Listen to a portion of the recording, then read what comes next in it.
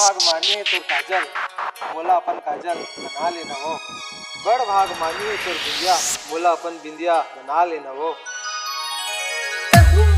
पागा की कंघी मोला और कुर्ता में बटन लगा लेना जी।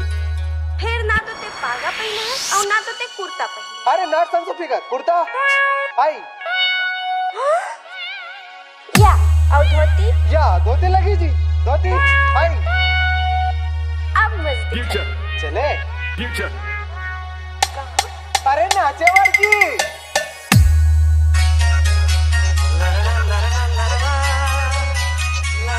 Future. Future.